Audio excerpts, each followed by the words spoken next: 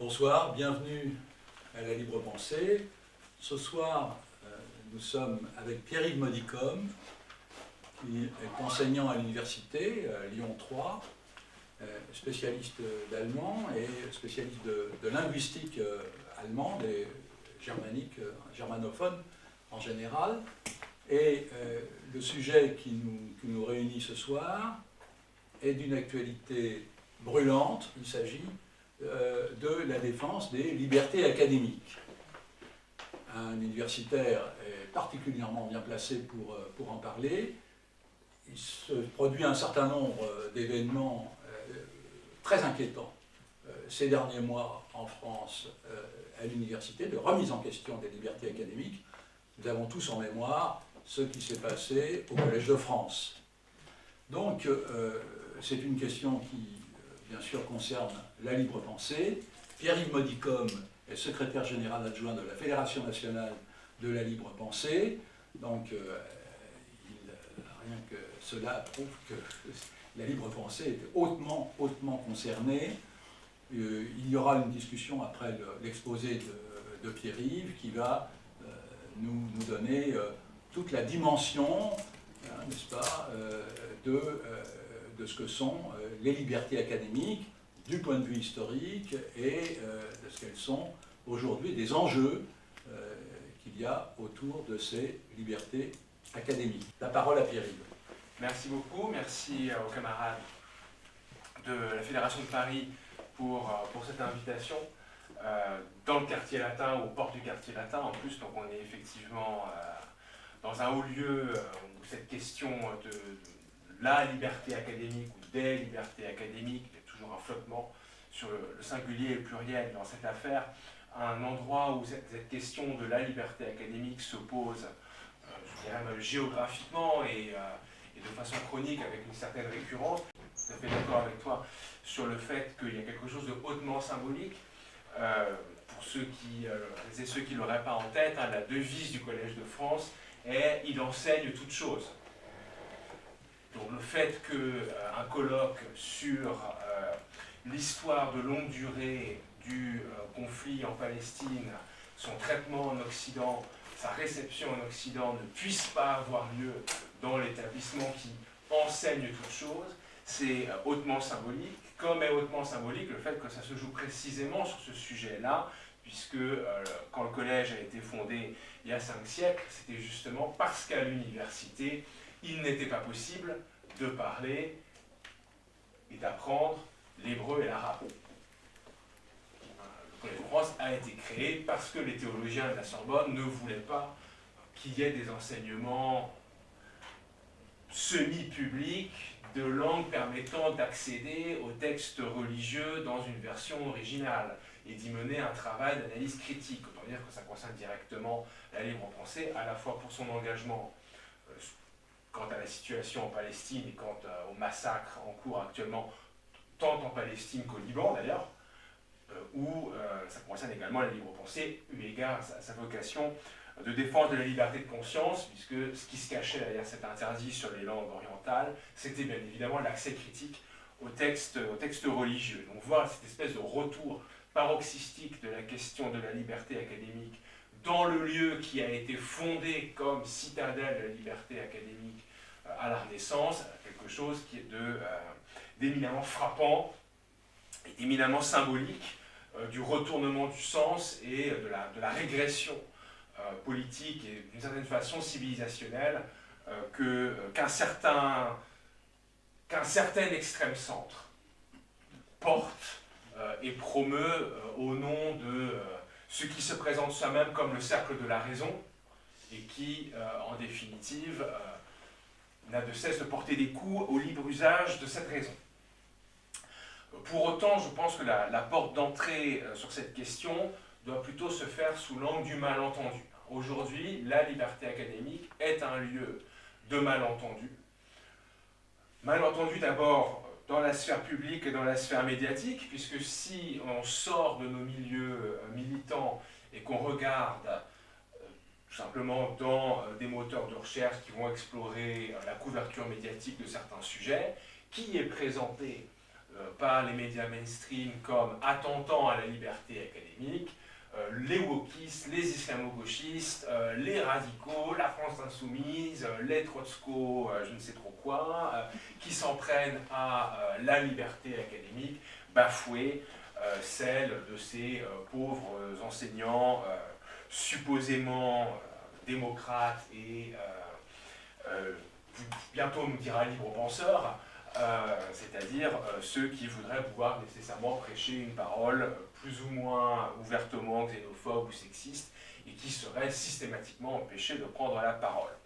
Avec toujours les mêmes exemples, tous les 2-3 ans, une faute de quart de militants plus ou moins exaltés fournit prétexte à nourrir X éditoriaux. Il y a besoin, je crois, d'un peu de clarté sur ce qu'on appelle au juste la liberté académique, sur ce qu'elle est, sur ce qu'elle n'est pas, sur certaines de ces affaires qui ne touchent pas à la liberté académique, quoi qu'on en dise, d'autres qui touchent, quoi qu'on en dise aussi, quoi que certains en disent, mais également aussi sur une idée assez répandue, trop répandue sans doute, qui voudrait que la liberté académique soit une affaire d'universitaire. Que la liberté académique concerne au premier chef les universitaires. Donc je vais commencer par poser ce qu'est la liberté académique, ce que recouvre cette notion, disons, d'un point de vue historique, ce que cette notion recouvre aussi d'un point de vue réglementaire en France, qui n'est pas tout à fait la même chose.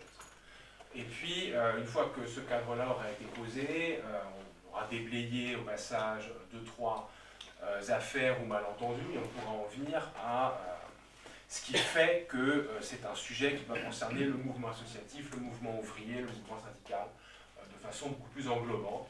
Je dirais que la liberté académique, c'est comme la laïcité de l'école, c'est quelque chose qui est trop important pour être laissé aux professionnels de l'enseignement ou de l'enseignement supérieur.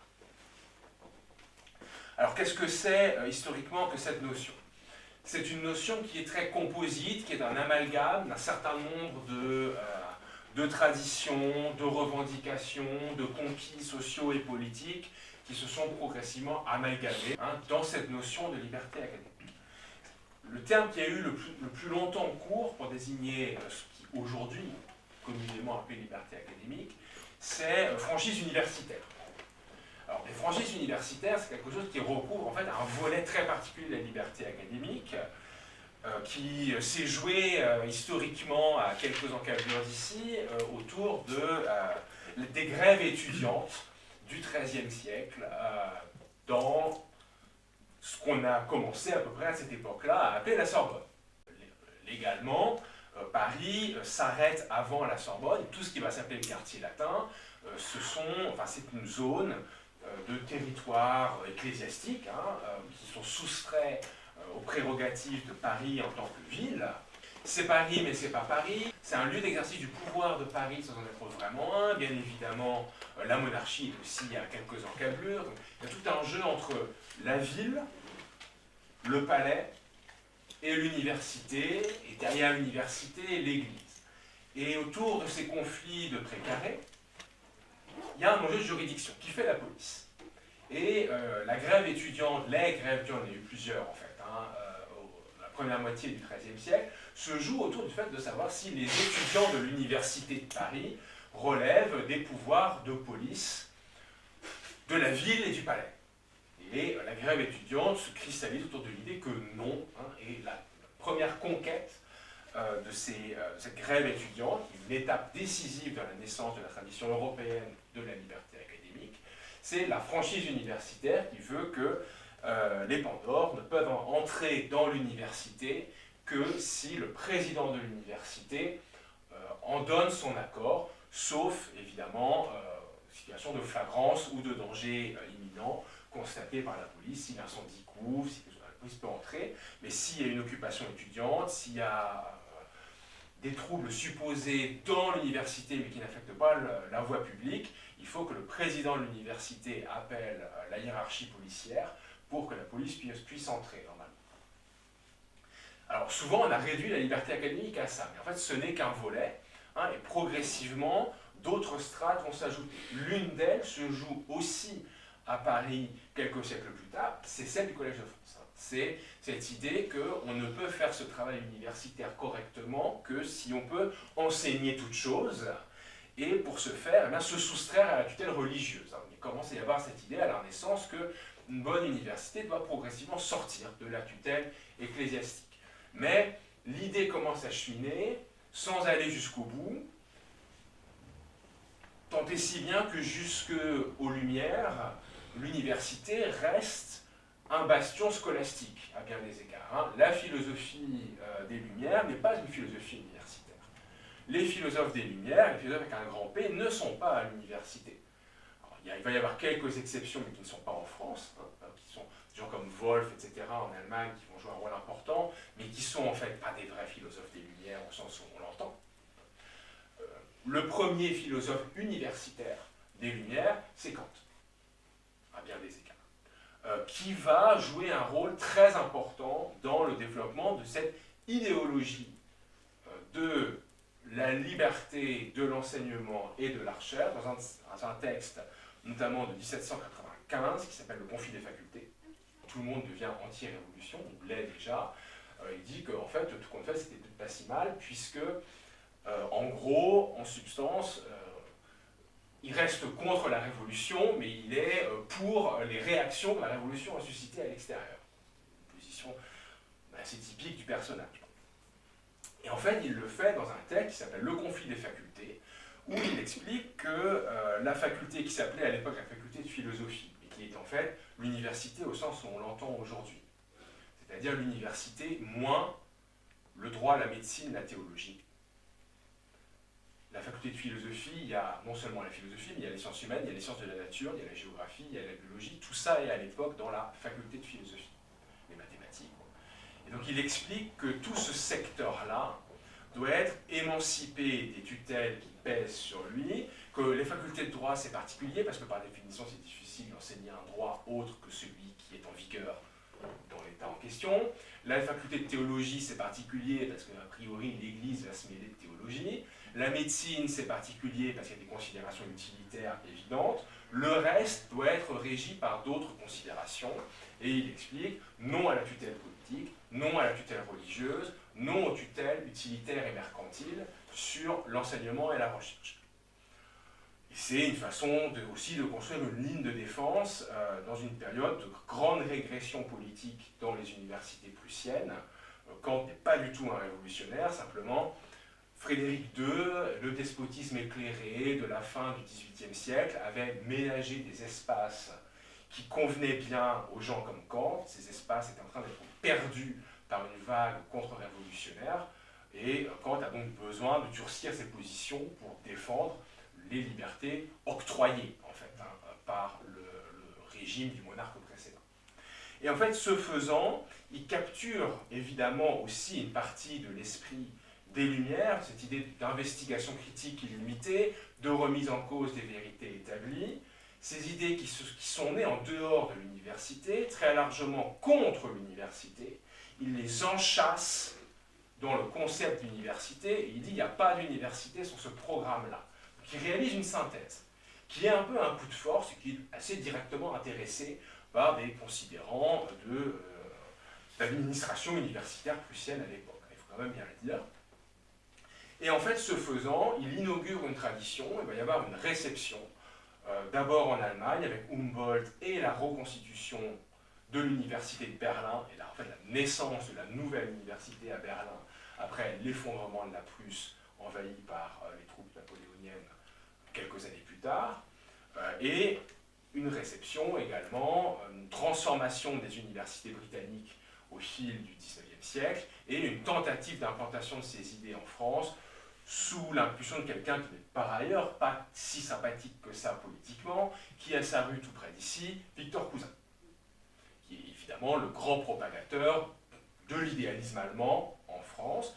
Donc la rue Victor Cousin, la Sorbonne est rue Victor Cousin, parce que c'est quelqu'un qui a tenté de refonder l'université française sur la base d'un idéalisme bourgeois, voilà. On est clairement aussi sur une digestion de tout le potentiel radical d'un certain idéalisme allemand, pour en faire quelque chose de moins radical, le moins révolutionnaire possible, mais enfin, ça charrie quand même, de façon un peu paradoxale, un certain avatar d'un certain libéralisme bourgeois qui est en fait porteur de germes éminemment révolutionnaires, éminemment émancipateurs.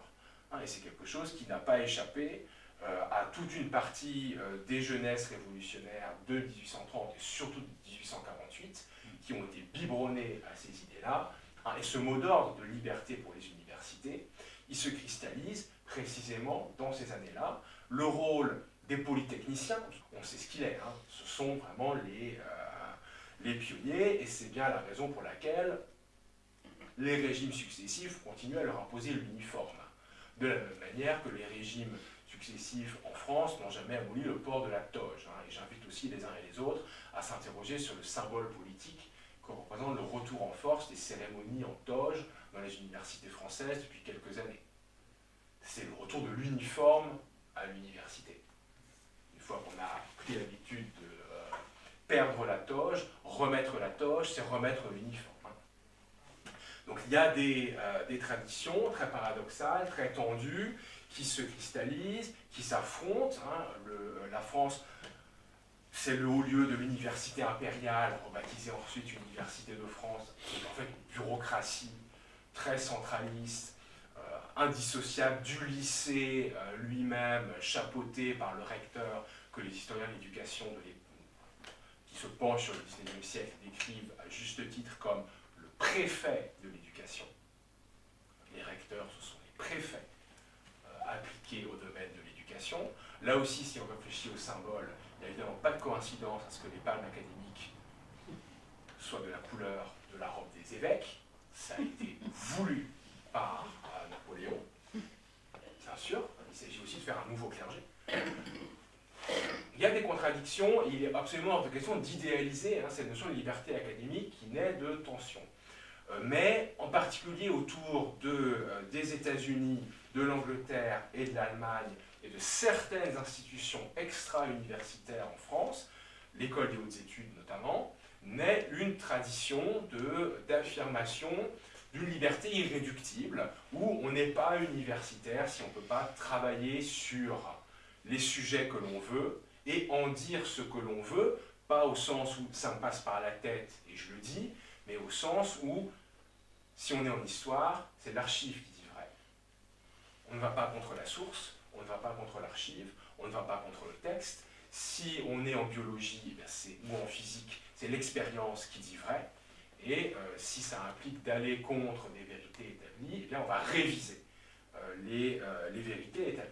Cette idée-là s'installe, et alors elle va trouver plein d'affirmations contradictoires. Les années 70 sont probablement le moment du paroxysme de ces contradictions, où on va voir en France, dans la queue de comète de 68, des éléments supposément très émancipateurs remettre en cause le modèle des libertés académiques au profit d'une organisation de type plus ou moins managérial, et donc des universités connues pour avoir été créées sur une base politique de gauche, se retrouvent assez vite dans les années 80-90 les fers de lance du nouveau management public. Les réactions aux différentes lois des années 70-80 dessinent des clivages très étranges, et au milieu de ces clivages, il va y avoir quelque chose qui est déroutant à lire aujourd'hui.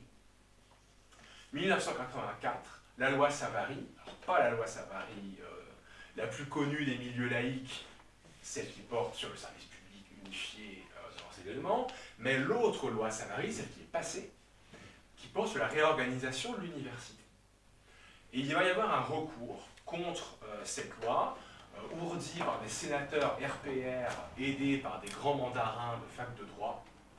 Ils vont aller jusqu'au Conseil constitutionnel, ils vont avoir partiellement gain de cause, ils vont obtenir la censure partielle de certaines dispositions de la loi, notamment sur le mode électoral des conseils des universités et des composantes d'universités. Bon, ok, on pourrait dire que c'est une victoire qui à première vue est antidémocratique, puisque ça rétablit une forme de suffrage par collège, quasiment un suffrage censitaire, où en fonction du grade, on a une voix qui compte le double, ou des choses comme ça. Et oui, vu de loin, pas très sympathique, et vu de près, quand on lit le texte, c'est un texte juridique, il y a des considérants. Et dans les considérants, le Conseil constitutionnel va dire que la liberté de l'enseignement et de la recherche est une nécessité de service pour les universités. Et donc, on arrive à cette situation très paradoxale qui veut qu'au détour d'un recours à bien des égards peu sympathiques d'un point de vue syndical, pour la première fois, la notion de liberté académique, la liberté de l'enseignement et de la recherche, ces termes-là, se voit consacrée en droit français et devient directement un principe fondamental du droit français, reconnu comme tel, comme principe constitutionnel fondamental, confirmé par toute la jurisprudence depuis. C'est une nécessité. Le service public de l'université ne peut pas fonctionner si on ne garantit pas un certain nombre de libertés d'enseignement et de recherche. Et donc on a cette situation très étrange, où un amalgame d'éléments statutaires partiellement contre-révolutionnaires, d'éléments idéologiques révolutionnaires ou post-révolutionnaires, s'agence dans un concept en droit, la liberté académique comme nécessité de service public, avec plein de choses très bizarres. Le fait, moi je suis professeur des universités, je n'ai statutairement qu'un seul supérieur hiérarchique, et ça me fait très plaisir, c'est Emmanuel Macron. Parce qu'il y a ce qu'on appelle le statut napoléonien des professeurs d'université, certaines vieilles clauses de la loi de 1806 instaurant l'université impériale n'ont jamais été formellement abrogées. Et donc il y a toujours une jurisprudence qui traîne disant que la hiérarchie universitaire dans une université, avec le président, etc., c'est une hiérarchie fonctionnelle pour les professeurs. Ce n'est pas une hiérarchie hiérarchique. On est jugé par les pairs, et s'il faut vraiment sortir du système d'évaluation par les pairs, du jugement, y compris disciplinaire, par les pairs, eh ben, il faut passer par le président de la République et ça redescend. Et un professeur d'université en France est nommé par décret présidentiel. Ça, c'est une scorie napoléonienne, mais en fait, c'est un élément du statut et c'est une garantie d'indépendance statutaire. Évidemment, le président de la République a mieux à faire que de regarder les états de carrière et les heures de service d'un prof d'université. Et donc, vraiment, ces caractéristiques, si on réfléchit à ce qu'est le droit, c'est quand même souvent ça, une jurisprudence, des éléments de droit, c'est des ajouts de strates successives qui conservent des éléments d'une histoire de rapport de force, c'est-à-dire parfois aussi une histoire de lutte de classe, et donc il y a des traces d'états antérieurs, certaines régressives, d'autres progressives, et petit à petit une base très fragile. Il n'y a aucun texte de droit positif sur la liberté académique dans le droit français. Il n'y a pas de droit positif sur la liberté académique en France. Il n'y a que la jurisprudence. Mais c'est une jurisprudence constitutionnelle consacrant ce principe comme liberté, comme principe fondamental du droit français et l'enchâssant comme liberté professionnelle. Et ça, c'est très important et c'est le cœur du malentendu. Quand un prof de fac ouvre la bouche devant une caméra dans un cadre extra-professionnel et développe ses idées politiques, de quelque bord qu'elles soient, et qu'il est ensuite emmerdé pour ça sur le campus ou en dehors du campus, l'enjeu n'est pas un enjeu de liberté académique. L'enjeu est un enjeu de liberté d'expression. C'est suffisamment sérieux, par ailleurs, pour être traité comme tel. Et cette liberté d'expression, elle est bornée par l'incitation à la haine raciale, tout ne peut pas être dit en République, mais une République est aussi un endroit, normalement, où on discute de ce qui peut être dit. Et ça, c'est le périmètre d'exercice de la liberté d'expression. Le périmètre d'exercice de la liberté académique, c'est l'université. Et l'université au sens large, parfois on met une majuscule, l'université majuscule au sens large, ça inclut évidemment le CNRS, que je pense, peu importe. L'espace de l'enseignement supérieur, de la recherche, où il y a cette liberté professionnelle, dans un cadre professionnel. Ce n'est pas non plus une liberté individuelle. Je fais cours sur ce que je veux et je dis ce que je veux dans mes cours. Ben non. Parce qu'il y a des équipes pédagogiques, il y a des départements, il y a des laboratoires. Il faut vraiment avoir en tête, la liberté académique, ça n'est pas la liberté de dire tout et n'importe quoi au prétexte que vous êtes universitaire. Et certainement pas en dehors de l'université. C'est la liberté de proposer à l'équipe pédagogique et scientifique les sujets de recherche, les sujets d'enseignement. C'est la liberté de participer à la prise de décision. Et une fois qu'on est en charge d'un de ces modules ou d'un programme de recherche, on y fait ce qu'on veut, à une réserve près, c'est qu'on est régi par des normes professionnelles, des déontologies professionnelles, les faits ont toujours raison. Et on est sanctionné symboliquement par les pairs, on n'est pas cité, on est considéré comme un tocard, on est ce qu'on veut, hein, c'est des méthodes de sanction qui sont rarement d'ordre disciplinaire, sauf si des propos délictueux sont tenus.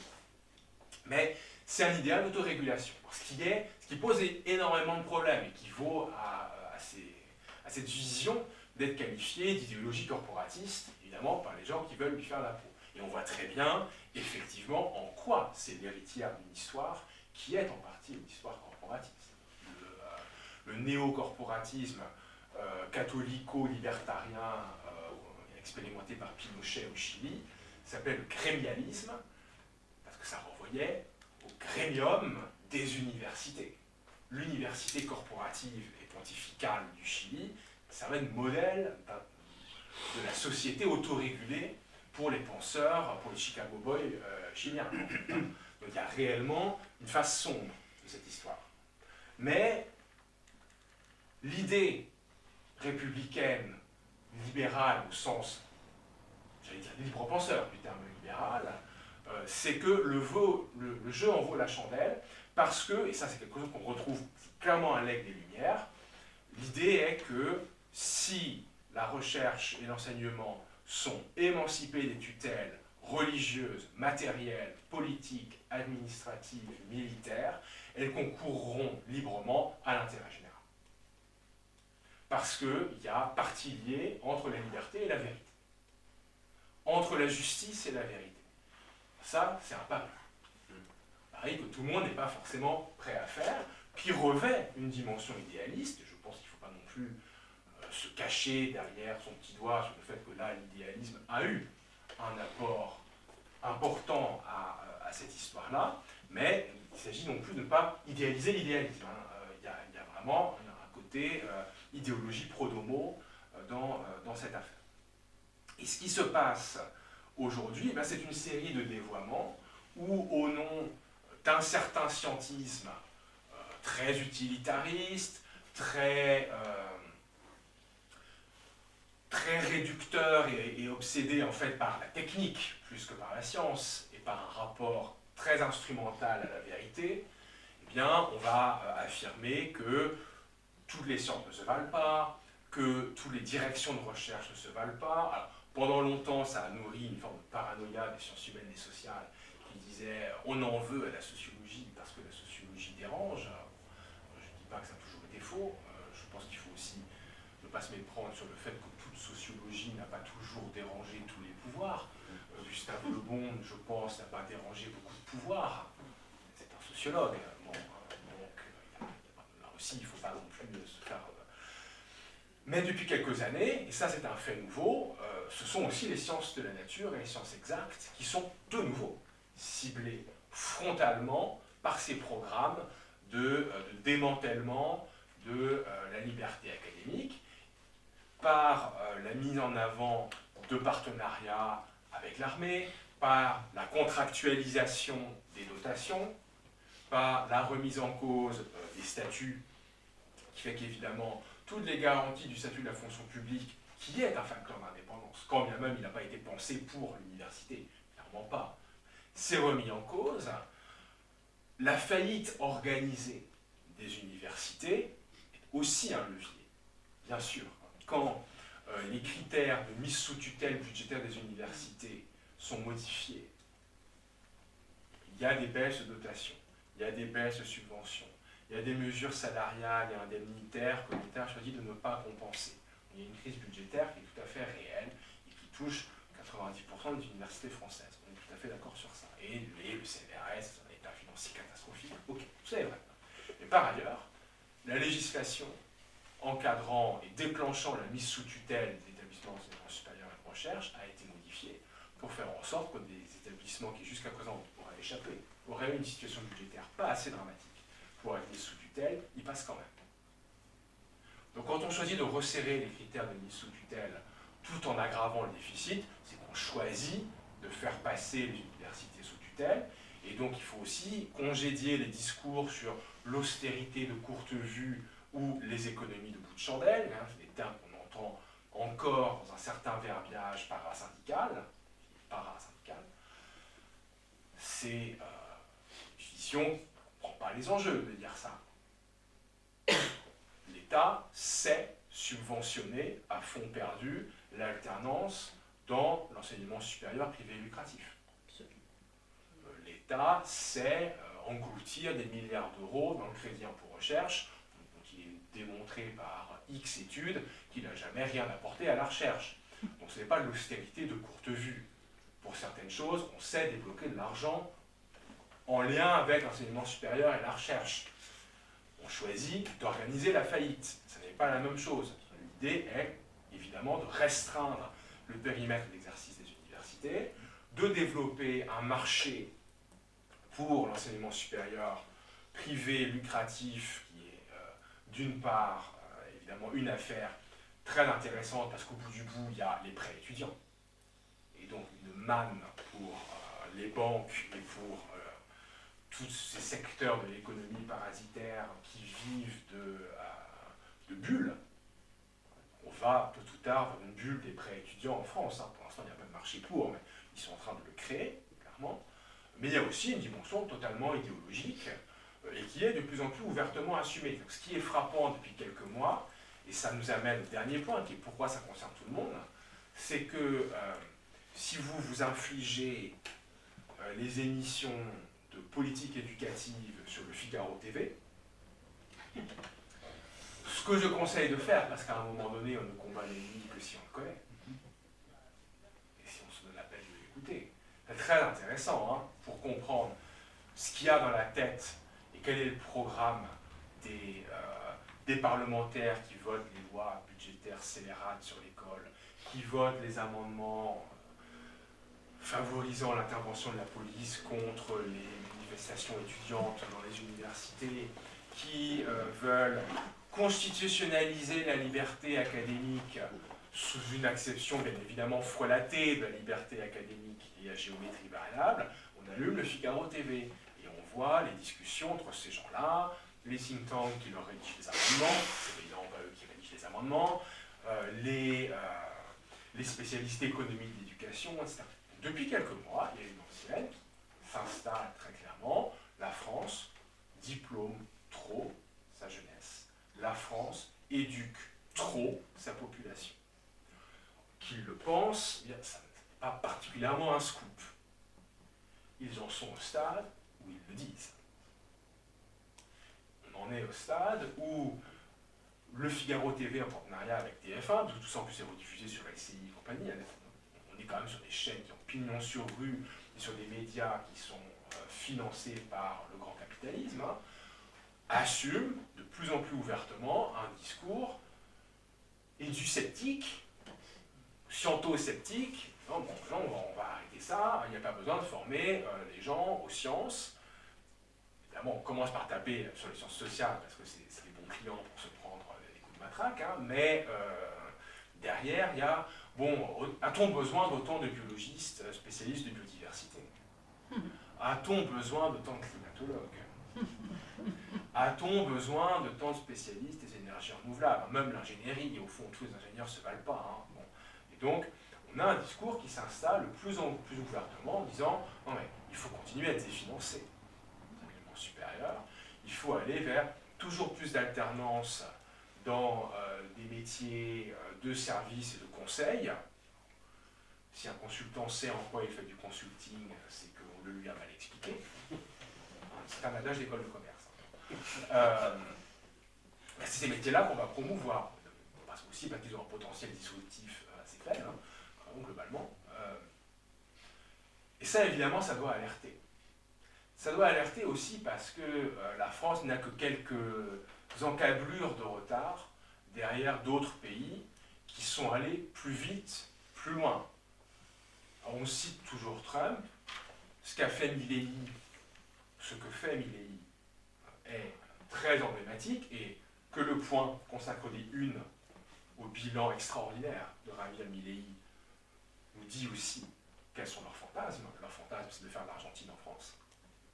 Et sans aller jusqu'en Argentine, on pourrait reparler de Pinochet. Il y a eu X présidences de gauche, ou Chili, il n'y a toujours pas une université publique au Chili. Hein. Tout ça a été privatisé, tout ce qui était public a été privatisé, laissé généralement au Vatican, ça c'est pour les libres penseurs, tout ça a été laissé au Vatican en grande partie, il n'y a toujours pas d'université publique et les frais d'inscription au Chili sont toujours dantesques. Voilà, aucun gouvernement de gauche au Chili n'est jamais revenu sur ces mesures-là. Hein. Et tout près, le Royaume-Uni, c'est quand même, ça a pris des proportions absolument phénoménales, et on le voit aujourd'hui dans les universités françaises. Les Anglais vont revenir dans Erasmus, donc c'est le moment de retourner en Angleterre, de voir où en est l'offre universitaire des universités britanniques pour re-signer des contrats Erasmus qu'on avait perdus. On y va, et on trouve dans beaucoup d'universités qui, il y a 10 ans de ça, étaient de bonne tenue, le tiers-monde universitaire. Tout ce qui était virable a été viré. Et comme il n'y avait pas les statuts de la fonction publique, c'est allé très vite, très loin, très fort. Vous trouvez, bientôt il n'y aura quasiment plus de département de français dans une université anglaise en dehors de Londres. Il restera Manchester. Et tout ça ferme, et on prend l'exemple, à nouveau, moi-même j'ai pris un exemple de sciences humaines et sociales, mais les départements de physique ferment. Alors que s'il y a bien une science qui, dans un certain imaginaire scientiste, est la science utile, ce qui fait que même des gens qui ne portent pas la liberté académique en tant que telle dans leur cœur, qui ne sont pas attachés à l'université comme lieu de production d'un esprit critique, bref, qui n'adhèrent pas à l'idée de la liberté académique, ces gens pouvaient se trouver devenir des défenseurs paradoxaux de l'idée de liberté académique par attachement à une certaine conception de la vérité. S'il y avait bien une science qui était aidante pour ça, c'était la physique.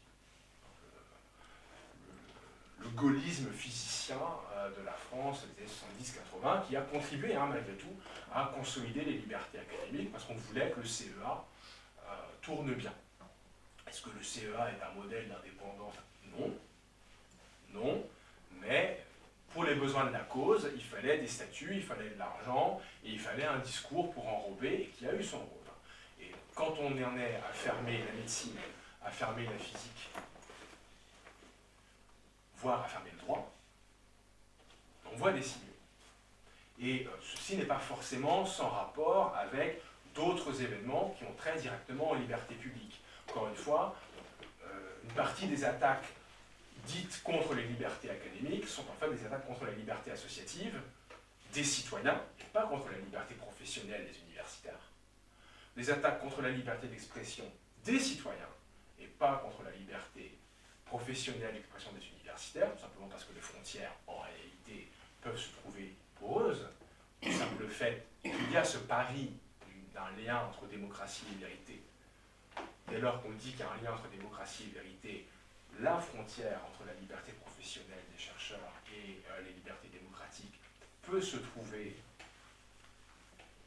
pas toujours si claire, il y a des zones grises, c'est toujours évidemment par les zones grises que les régressions commencent.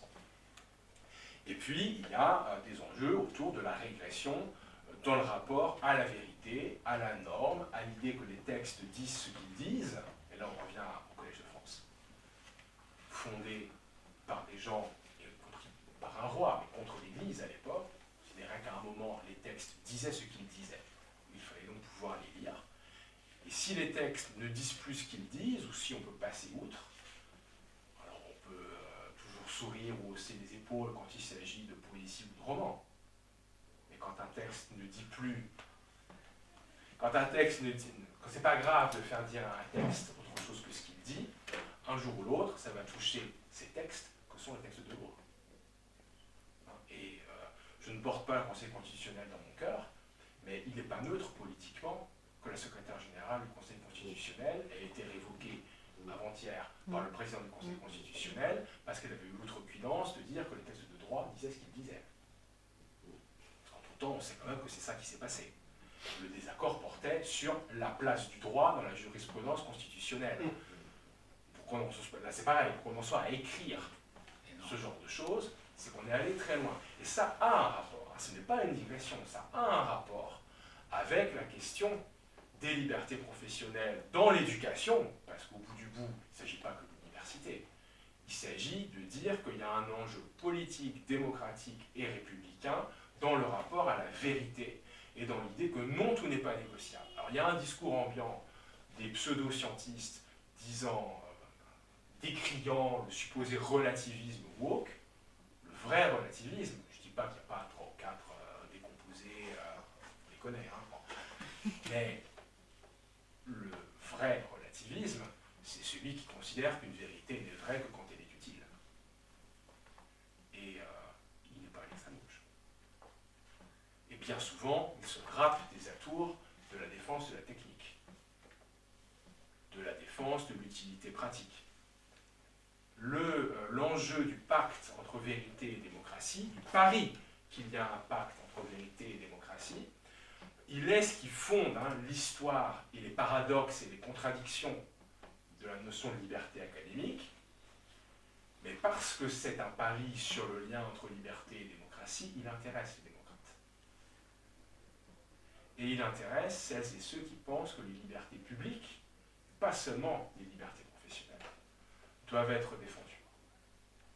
Parce que la méthode qui est déployée, c'est la méthode de l'investigation critique, c'est la méthode de la remise en cause des vérités établies, c'est la méthode qui veut qu'on fasse primer le réel, et comme dirait l'autre, il n'y a pas besoin de psychanalyste pour être d'accord, le réel, c'est quand on se cogne.